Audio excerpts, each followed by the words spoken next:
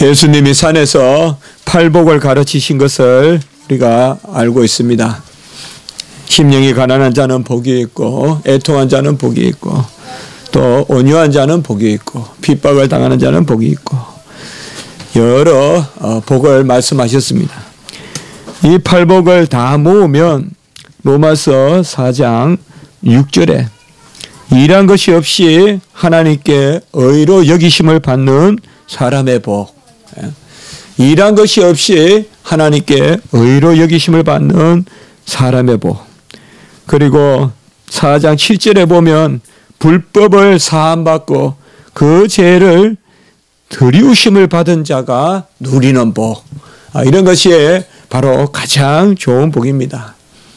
우리는 완전하다면 우리로부터 적극적으로 복이 추구되겠지만은 우리는 불완전하고 또 무능하고 불능합니다. 우리가 무엇을 많이 할 수 있을 것 같아도 우리가 무슨 씨를 싹이 나게 할 수 있습니까? 또 공기를 주장할 수 있습니까? 그 중국의 대구, 거기에 참 많은 사람이 있고 만리장성을 쌓았다 하지만 그 고비 사막에 지금 사막화가 되어 가서 황사가 날리는 것을 중국 정부도 어떻게 할 수가 없잖아요. 사실 사람이 할 수 있는 것이 많지 않습니다. 올해도 미국의 그 남부를 강타한 그 허리케인, 그 태풍으로 말미암아 또 많은 사람들이 죽고, 또 로스앤젤레스 쪽에 그 캘리포니아에 또 불이 나니까 며칠 동안 불을 끄지 못하고, 이런 것을 보면 뭐 사람이 참 인공위성을 날려서 보이지 않는 별까지 가고 막 그렇게 하는 것 같아도 우리는 정말 연약하고 무능하고 또 무지하고 불능하고 또 허물이 많고 죄가 많고 이러한 것들이 우리의 모습입니다. 우리 몸에 종기 하나 나도 그거 뗄 수 없는 것이 우리 아닙니까? 우리 머리에 열이 하나 나도 그것을 내릴 수 없는 것이 우리 자신 아닙니까? 우리 몸 안에 일어나는 것조차 우리가 어떻게 할 수 없는데 어떻게 우리가 바깥을 다스리고 바깥을 주장하고 하겠습니까? 우리의 교만함이 차고 하늘을 찌를 듯이 현대 문명이 그렇게 진화되고 또 그들의 말을 표현하면 진보된다, 진화된다 이렇게 말하지만 진정 진보되는 것인지 우리가 여러 가지 생각을 해봅니다. 물질적이고 손에 들린 핸드폰이나 이런 것들 분명히 어느 정도 이익으로서 문명의 이익으로서 나아지는 바가 없지 않아 있지만 정치가 나아집니까? 사회가 나아집니까? 도덕이 나아집니까? 윤리가 나아집니까? 양심이 나아집니까? 도무지 인간을 21세기의 인간을 진화하는 인간, 진보하는 인간으로 그렇게 우리가 규정할 수 있겠습니까? 도무지 일어날 것 같지 않은 그러한 아주 패역한 일들이 얼마든지 여기저기서 일어나고 있는 모습들을 우리가 볼 수가 있습니다. 일한 것이 없이 하나님께 의로 여기심을 받는 사람의 복, 허물과 죄를 가리움을 받고 드리움을 받는 사람들의 복. 우리는 어떻게 보면 이러한 수동적인 이치에서 하나님이 우리에게 베풀어 주시는 그 복을 받아야, 그래야 우리가 하나님께 온전해집니다. 그래야 애통하는 자가 복이 있고 심령이 가난한 자가 복이 있어요. 길 가면서 엉엉 울고 또 그런 적이 있잖아요. 살다 보면. 저도 우리 부모님 돌아가실 때 보니까 어머니 돌아가실 때 길 가다가 혼자 엉엉 울기도 하고 그런 애통하는 모습이 있어요. 그런 사람들이 복이 있다라고 이렇게 말씀하고 있습니다. 구주와 함께 죽고 구주와 함께 살고 그의 죽음과 연합하고 그의 부활과 연합한 사람은 사망이 다시 그를 주장하지 못한다. 우리가 지난주에 그 말씀을 봤습니다. 이제 죽음이 우리를 주장하지 못한다. 그리하여 우리가 죄에 대하여는 죽은 자요 지난주에 말씀해줬죠. 죄에 대하여는 죽은 자요. 네. Dead to sin. 네. 죄에 대하여는 죽은 자요. 하나님에 대하여는 살아있는 자로 여길지라. Alive to God. 하나님에 대하여는 살아있는 자로 여길지라. 하나님 앞에 가면 도무지 그냥 푹 주저앉아 있고 하나님과 교제하고 하나님과 명랑하고 하나님께 나아가고 이런 모습이 없고, 하나님께 나아가면 그냥 풀이 쭉 죽어 있다가 죄만 눈에 띄면 그냥 반짝반짝하는 그런 것이 아니란 말이죠. 예? 뭐서 남을 헐기고 남을 빼앗고 남을 거짓해서 예? 예? 유린하고 속이고 하면 그냥 눈이 반짝반짝. 예? 못 먹어도 그냥 취해서 버리더라도 남껏 취하면 즐겁고 그런 것이 아니다. 이제는 우리가 죄에 대하여 죽은 자다. 아예 그렇게 고백을 해야 돼요. 죄에 대하여 우린 죽은 자다. 죄에 대하여는 무능하다. 나 죄 지을 줄 모른다. 그게 바로 어린아이란 말이에요. 어린아이는 몰라요. 모른단 말이에요. 낯선 곳에 가면 할 줄을 몰라요. 그런데 어른들은 다 하고 있어요. 술을 마시고 담배를 피고 무슨 게임을 하고 다 하고 있어요. 어린아이들은 몰라요. 그 걔들은 어린아이들이 죄에 대해 죽은 거예요. 너무 죄가 능수능란해서 죄에 대해서 모르는 게 없고 그냥 다 알고, 하나님에 대해서는 우리가 말하라고 하면 아주가 입을 닫고 있는 그런 것이 아니라는 것이죠. 고백을 해야 됩니다. 우리는 죄에 대하여 죽은 자다. 그러므로 더 이상 죄가 우리 죽을 몸에 왕노릇하지 못하게 해야 된다. 죄로 말미암아 타락한 인류에게는 이 죄가 왕노릇합니다. 죄가 왕노릇하는 무기가 뭐냐? 죽음이에요. 죄의 싹성 사망인데 죄가 우리 안에 왕의 노릇을 하는데 뭔가 하면 죽음을 사용해요. 죽음을 사용해서 너 그러면 죽는다 하면서 협박하면서 우리가 죄의 종이 되게 만들어버리는, 그것이 바로 죄의 권세요, 죄의 지배요, 바로 흑암과 사망과 공중의 세력 잡은 영들의 바로 계계가 거기에 있는 것입니다. 죄로 말미암아 오염과 무능이 들어왔습니다. 이제는 우리가 더러워져서 무능해졌습니다. 능력과 순수한 것은 일치합니다. 가장 순수한 것이 가장 강합니다. 썩은 물은 능력이 없어요. 물고기가 살지 못해요. 순수한 것이 물고기를 살리고 수초를 살리고 아주 멋있는 일들을 이루어내는 거예요. 바다 깊숙이 저 해저 몇 마리 안에도 그 아름다운 파노라마가 펼쳐지잖아요. 무슨 산호초니 하면서 오스트레일리아라든지 이런 데 보면 왜 그래요? 오염되지 않고 살아있기 때문에 능력이 있는 것입니다. 다이아몬드가 강한 것은 순수하기 때문에 강한 것이에요. 가장 순수한 것이 가장 강한 것입니다. 가장 순수한 사람이 세상을 변화시킵니다. 가장 순수한 친구가 위로가 돼요. 깨가 많고 멋선 지혜가 있고 A, A2-A3- 금방 거야 짜짜짜짜 계획이 나오고, 그런 친구들은 왠지 어려울 때 위로가 되지 못하고 그저 밋밋하고 그저 아무것도 없는 것 같아도 순수한 사람이 동행이 되고 순수한 사람이 위로가 되고 힘이 되는 것을 볼 수가 있습니다. 로마서 5장 21절에 죄가 사망 안에서 왕노릇한 것 같이 은혜가 또한 의로 말미암아 왕노릇한다.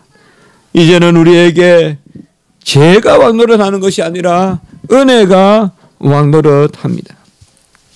죄로 말미암아 사망이 들어오고 오늘 12절의 말씀과 같이 죄가 너희 죽을 몸을 지배한다 이 말이에요.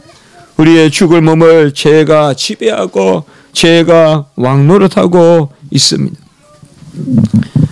우리는 결국 죽음이라는 것에 두려움을 가지고 있죠. 네. 아마 죽음을 두려워하지 않는 사람이 있겠습니까? 그러나 우리가 죽음을 두려워하지 않고 또 우리의 신앙의 선조들이 순교의 자리에 나아가는 것은 바로 죽음 너머에 영생이 있기 때문에 그러한 것입니다. 끝내는 죽음의 공포, 죽음의 두려움. 예? 그래서 우리가 이틀 굶으면 다 무릎을 꿇어요. 예? 다 무릎을 꿇어요. 예? 거짓의 무릎을 꿇고, 예? 속임의 무릎을 꿇고, 도둑질하는 것에 무릎을 꿇고, 이틀 사흘 굶으면. 왜요?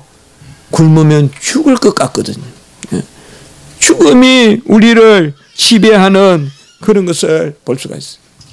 그러나 우리는 이제 더 이상 죄가 왕노릇하지 않고 죄가 죽음이라는 화살을 우리를 쏘아가지고 그 화살이 우리를 넘어뜨리는 그러한 일이 없단 말이에요.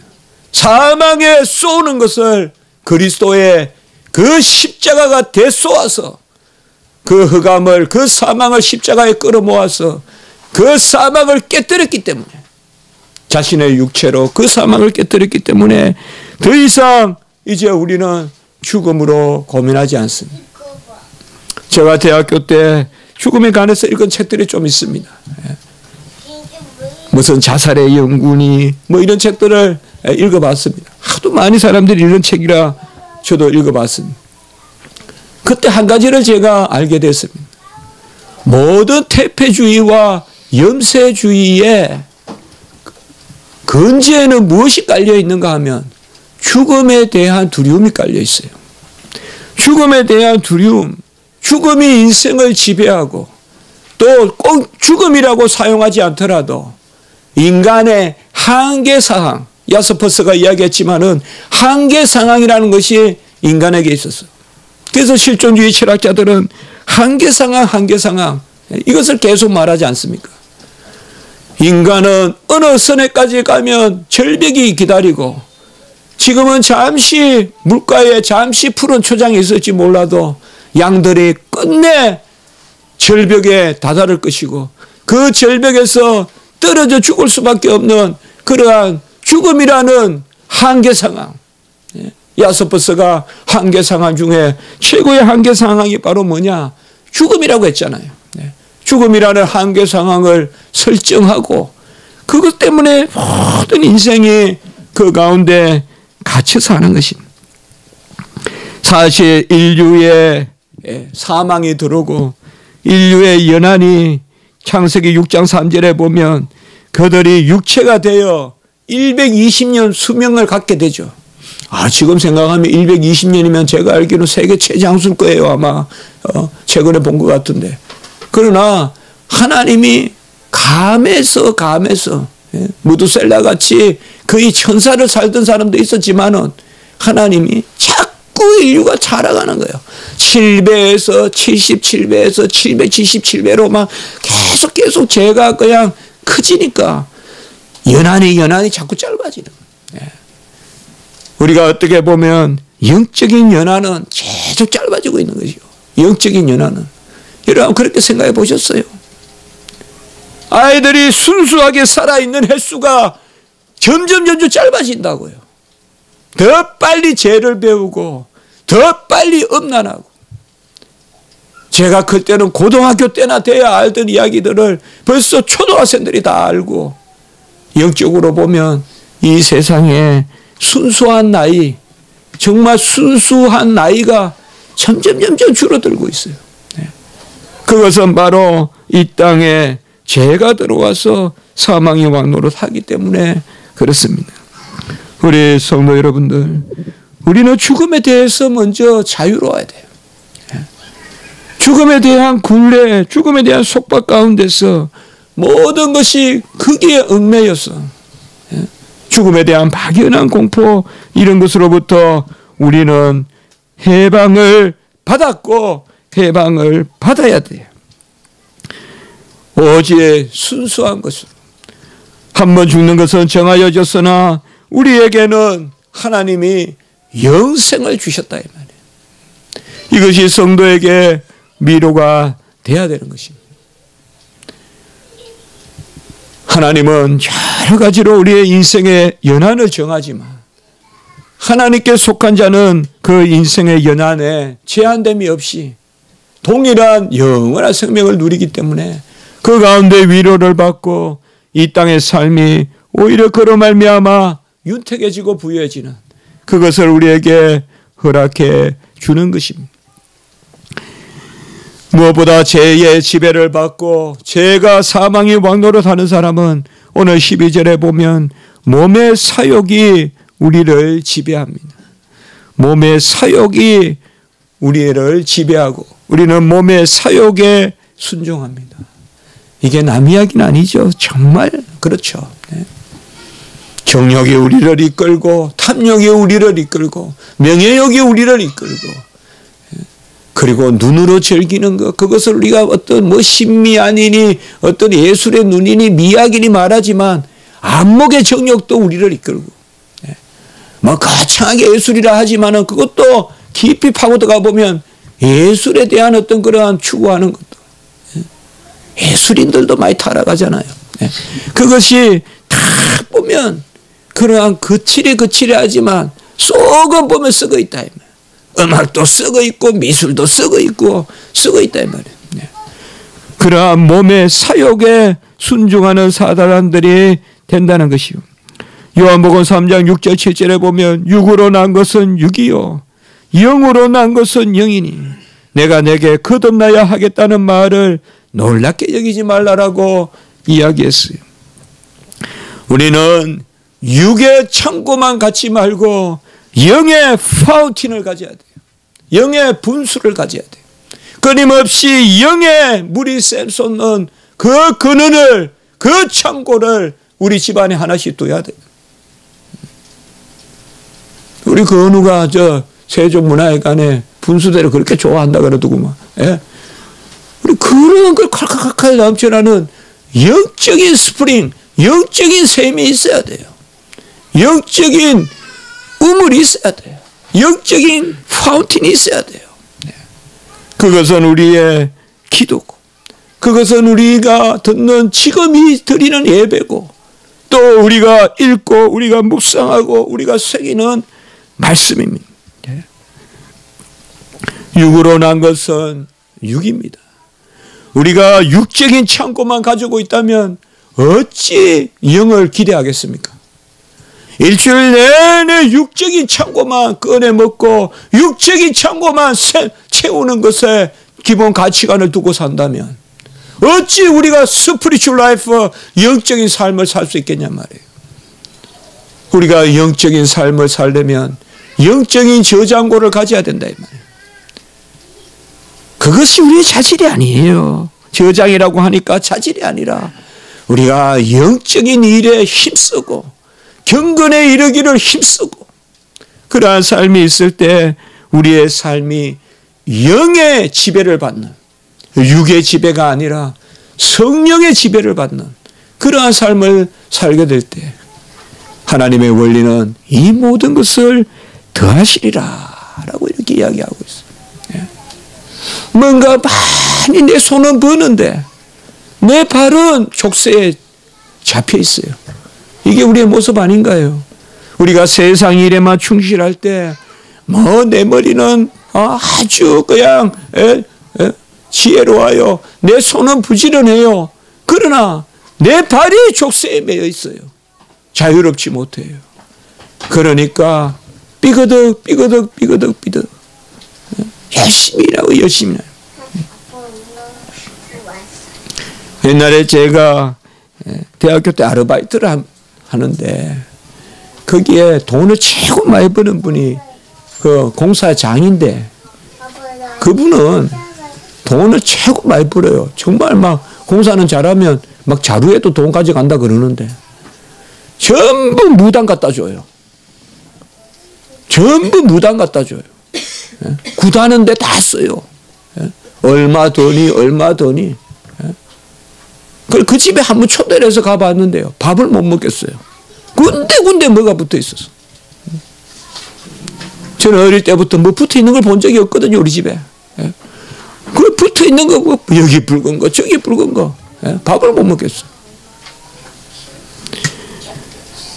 우리가 아무리 육적인 것을 충실하게 추구하고 세상에서 도덕인이고 세상에서 현인이라고 불릴지라도 영의 것을 추구해야 돼요.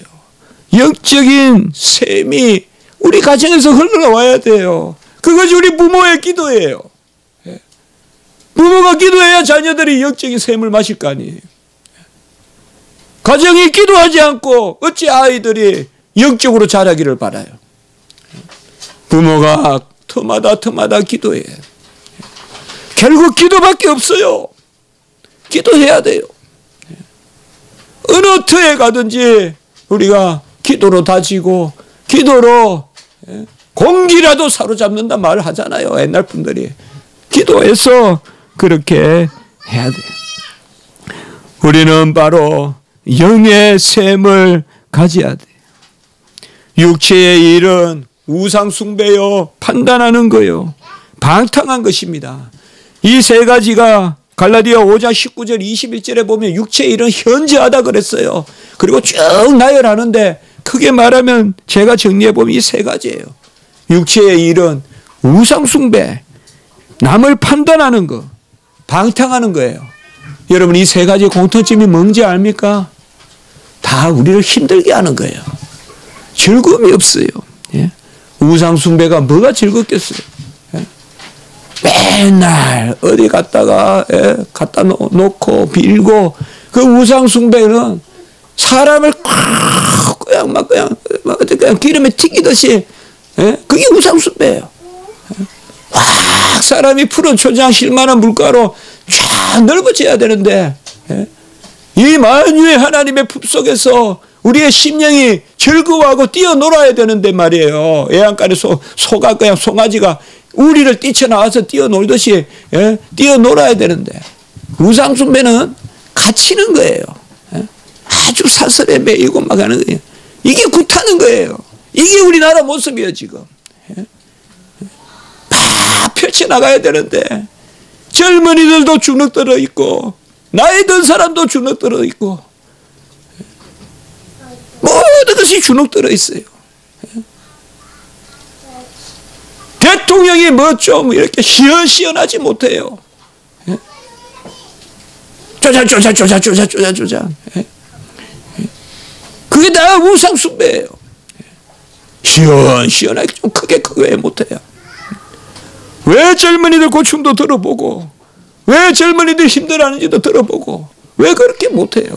왜 전부 적을 만들고 왜 전부 자기 비판하면 다 잡아들이고 다 그렇게 하냐면 이런 것이 바로 우상 숭배.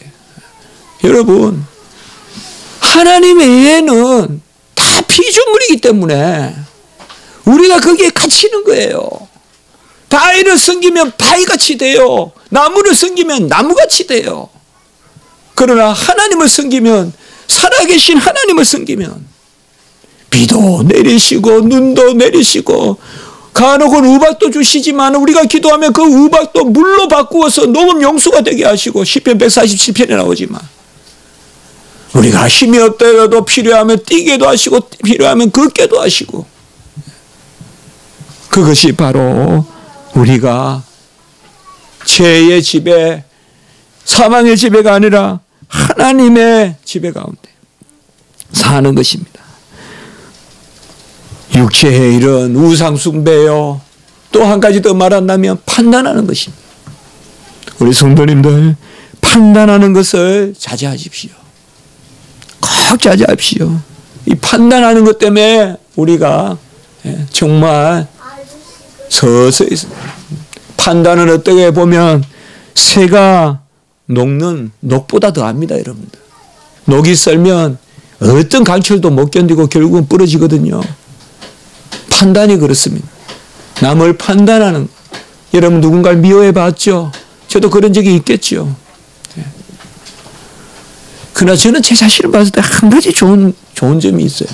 오래는 안 가요. 이때까지 누굴 계속 미워해 줘 본 적은 없는 것 같아요. 예. 오래는 안 가요. 그 하나님 주신 마음인 것 같아요.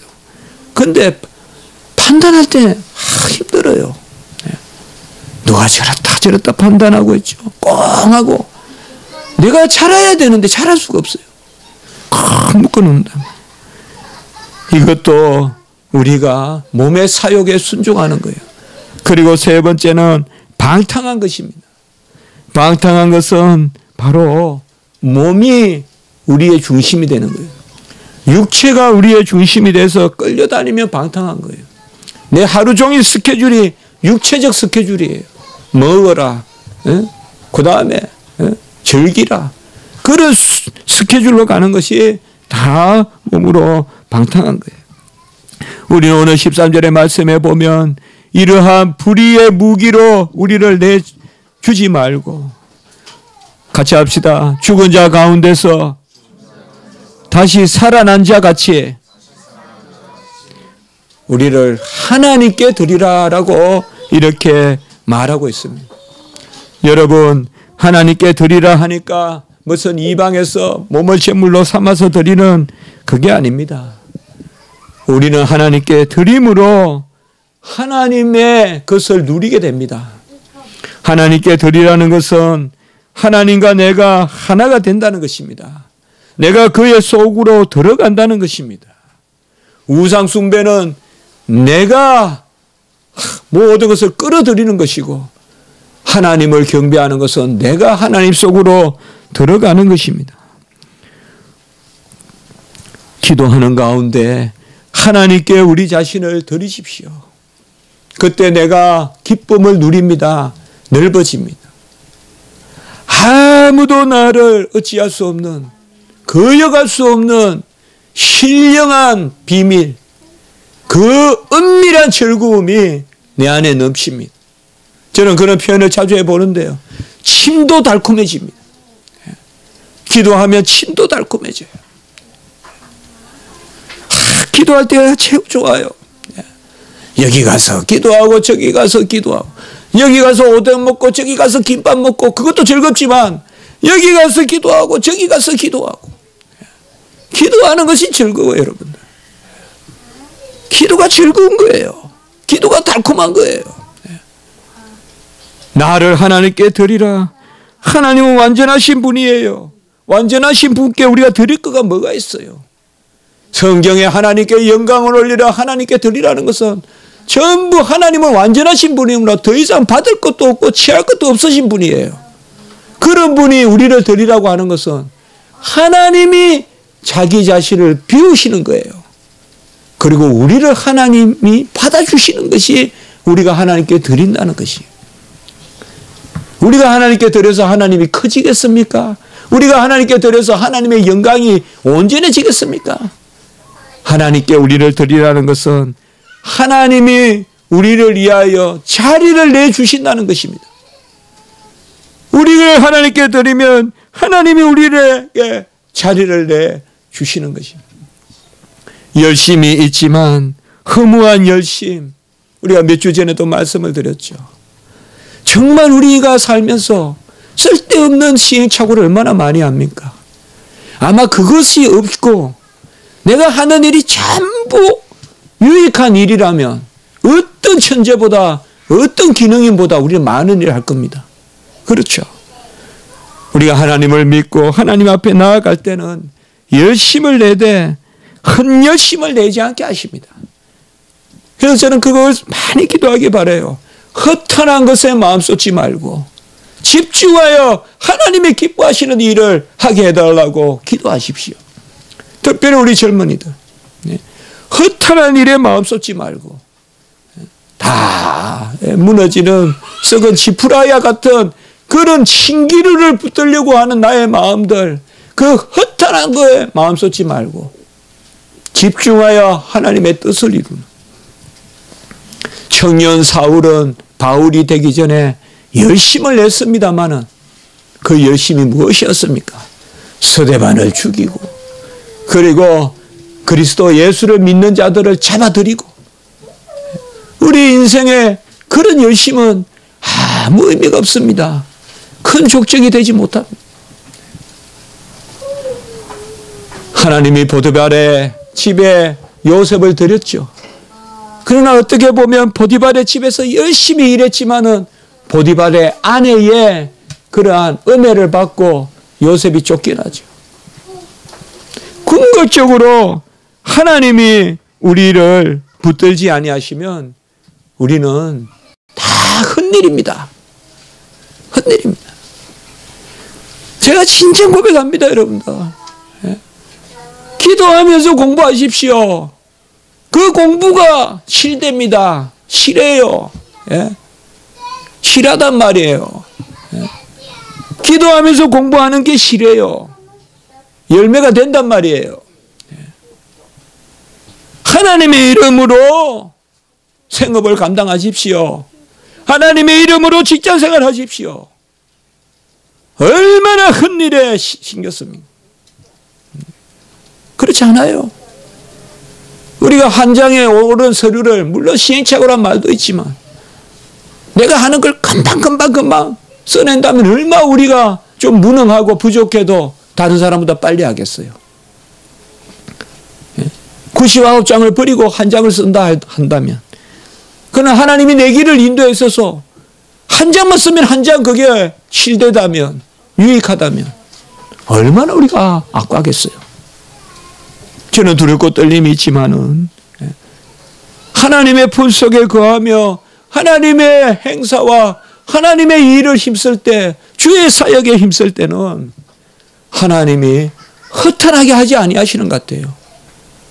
그래서 종이 조금 부석부석거리면 많은 열매를 맺게 해주시는 것 같아요. 우리는 하나님 앞에 유익한 일을 해야 돼요. 불의의 무기에 우리가 불의의 무기로 사용돼서는 안 되고 의의 무기로 하나님이 들어 사용하실 만한 하나님이 뽑아 쓰실 만한 화살이 돼야지.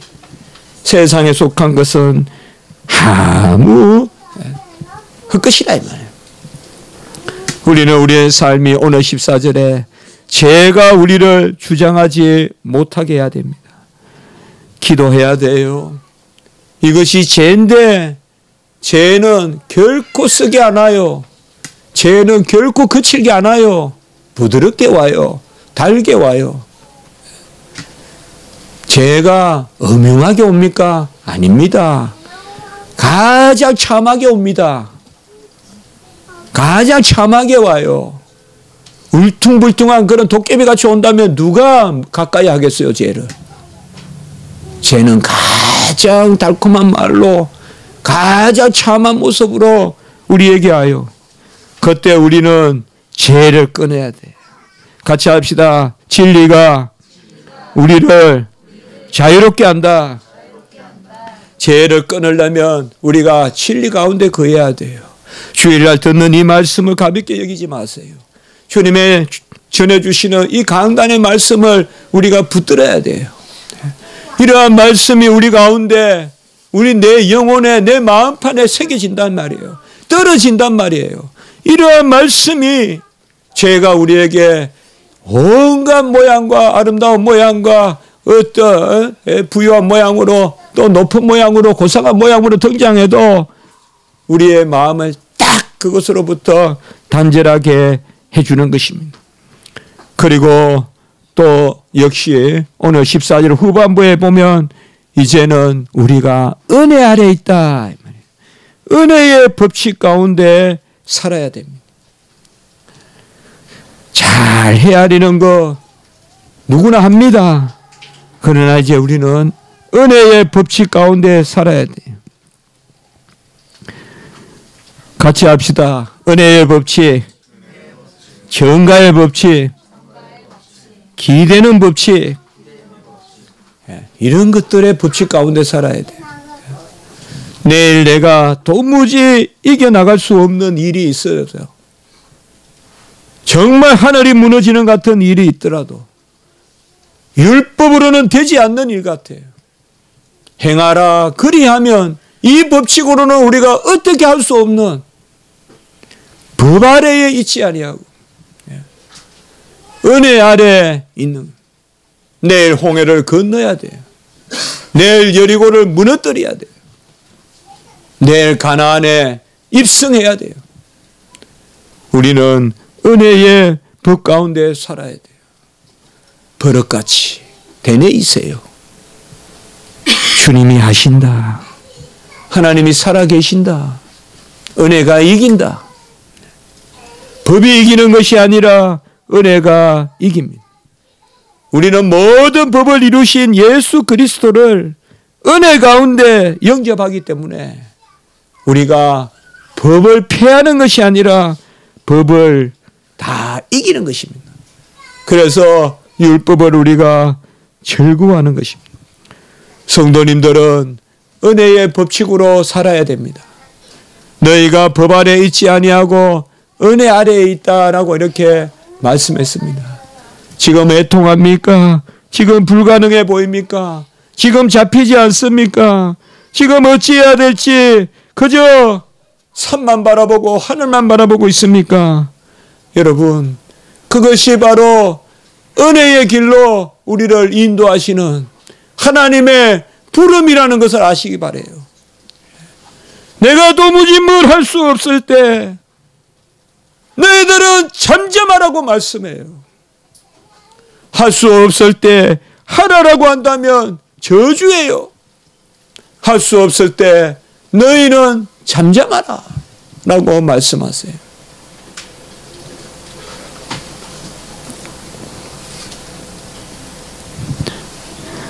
제가 가까이 아는 그 교수님 한 분이 있습니다. 제가 에딘버러에 있을 때부터, 그분은 예일대학교를 나왔는데, 거기에서 올 때부터 제가 잘 도와드렸어요. 이사가에 그분 도와드리고 싶더라고요.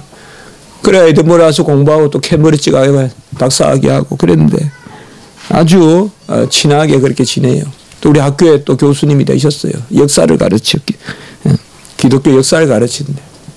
그분이 말을 되게 재무있게 해요. 그 교수님이 그래요. 나라도 스트레스고, 학교도 스트레스고, 이제 미국까지 스트레스다 이래요. 그 말을 그렇게 해요. 아주 재밌게 해요. 이 말이 재미 하나도 없는데 제가 그 말을, 아이고, 이게 나라가 힘들게 하더니, 이거 학교도 힘들게 하고, 이제는 미국까지 못 살겠습니다. 그런 식이에요. 얼마나 스트레스가 많아요, 여러분. 풍랑이 이거는 유라굴라가 여기도 치고 저기도 치고.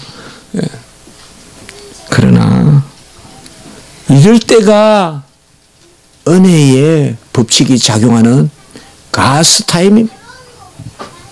이럴 때가 하나님의 시간이에요. 이와 같을 때 난 기도하네. 그런 찬송도 있잖아요. 복음성가도 있잖아요. 이게 바로 하나님의 시간이에요. 한국교회는 지금 기도해야 돼요. 무슨 성명서를 하나 쓰는 것도 중요하지만 기도해야 돼요. 기도가 들끓어야 돼요.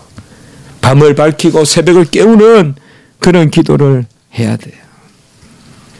우리는 죽은 자같이 그저 사망의 그러한 오랏줄에 매여 포성줄에 매여 끌려가는 그러한 삶을 살지 말고 그리스도의 영이 우리에게 임하셨으므로 의의 병기로 사십시오. 영적으로 활짝 열려야 돼요.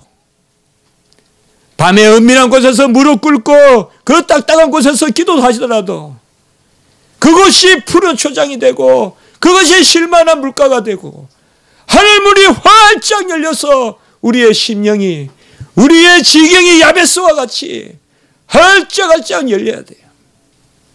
환난이나 기근이나 핍박이나 적신이나 위험이나 칼이나 질병이나 우리를 하나님의 사랑에서 끊을 수 없어요. 언제든 우리는 하나님 앞에 그 부요하시고 만물을 주장하시고 우리의 처음이 되시고 끝이 되시고 시작이 되시고 나중이 되시고 알파가 되시고 오메가가 되시고 나를 지으신 분이 하나님이시요 나를 온전케 하시는 분도 하나님이시요 나를 부요하게 하시고 나를 이끄시게 하는 분이 하나님인 그 주님을 우리가 모셔야 돼요. 기도하십시오. 지금이 기도할 좋은 때입니다. 하나님은 기도의 때 하나님의 시간을 점점 충만하게 만들어가고 있습니다. 때가 찬 경륜을 이루시려고 사방사방 지금 흩습니다. 우리 교회는, 기독교는 지금 기도하지 않으면 안 됩니다. 엘리 제사장 같이 영적인 눈이 어두워져서 분별을 못합니다. 갈 곳 안 갈 곳 가서 다 예배드리고 그 모임 해주고 잘못하다면 엘리 제사장 같이 목이 꺾여 죽습니다. 이건 저주가 아닙니다. 이것은 깨닫자는 것입니다. 지금 이 일이 가장 크게 경고하는 것이 뭡니까? 지금 1년의 이 한국의 상황이 저는 기독교계에 대한 경고라고 봅니다. 목사라는 이름으로 온갖 이단 술사가 바알과 아세라 아합의 시대와 같이 들어가 있는 이때에 우리는 엘리야 같이 많은 군사를 찾기가 어렵습니다. 그러나 하나님은 7천 군사를 두셨습니다. 우리 교회는 회개해야 됩니다. 우리 성도님들 회개해야 됩니다.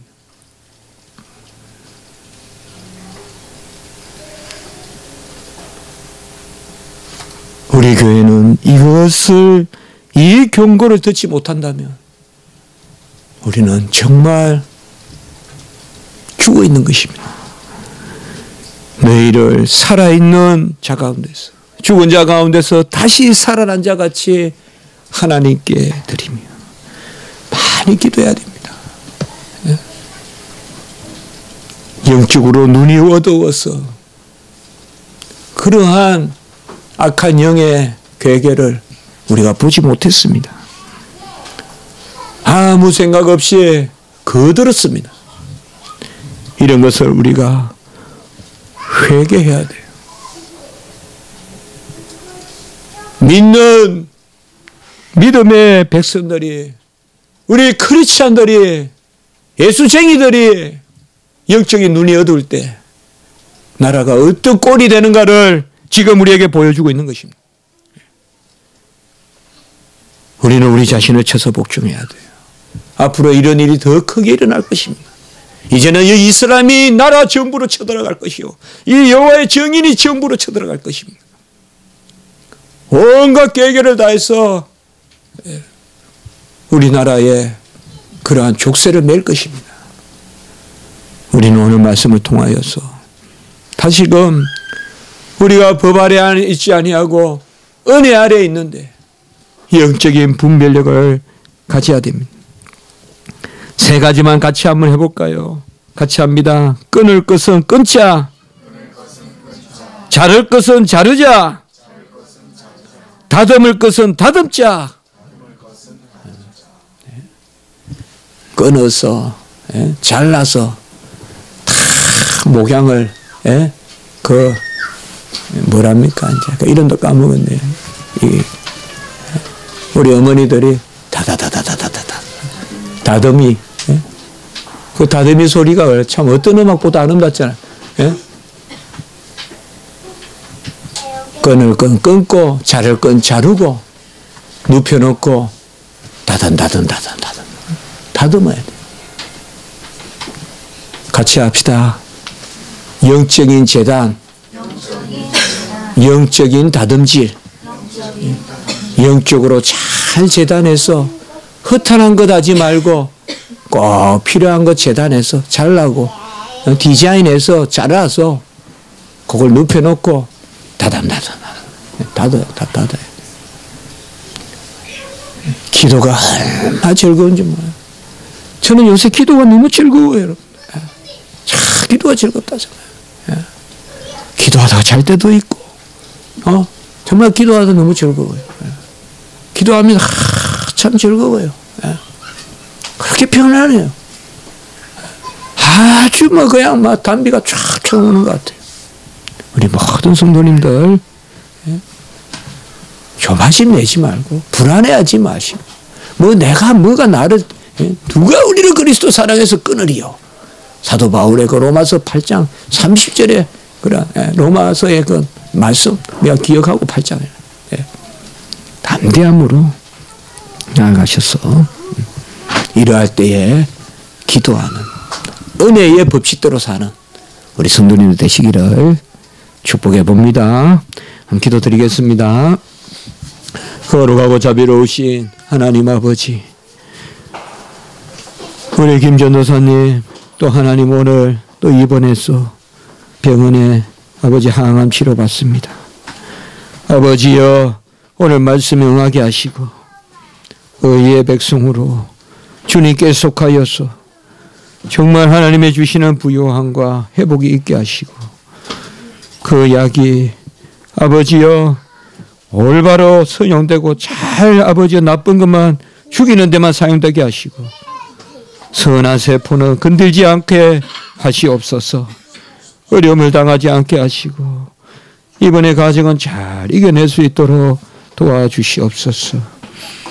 우리 모든 성도님들 오늘 말씀과 같이 의의 병기, 의의 무기가 되게 하시고 법을 즐거워하되 법 아래에 사는 것이 아니라 은혜 아래 사는 백성들이 되게 해주시고 자를 것 잡고 끊을 것 끊고 잘 다듬질해서 우리가 잘 익혀지고 잘 여물어져서 하나님 나라에 잘 사용되는 종들이 되게 하시고 특별히 우리 성령들은 그래도 아버지여 이 시대를 이해하지만 우리 청소년들, 우리 아이들이 무슨 죄가 있어 그 거리로 내몰려 갑니까? 하나님 아버지여, 우리 젊은이들은 직장이 없고 아버지여, 우리 또 어린이 젊은이는 교육에 아버지여 부재가 있고 하나님 이 나라를 불쌍히 보시고 정말 아버지여 하나님의 간섭 없이는 회복되기 어려운 나라이오니 하나님 간섭하여 주시옵소서. 우리 믿는 자들이 영적 분별력을 가지게 하시고 갈 자리 안 갈 자리, 설 자리 안 설 자리 서지 말게 하시고 오직 하나님 주의 성호 찬양하고 높이는 역사가 있게 해 주시옵소서. 구주 예수 그리스도의 이름으로 감사하며 기도드리옵나이다. 아멘.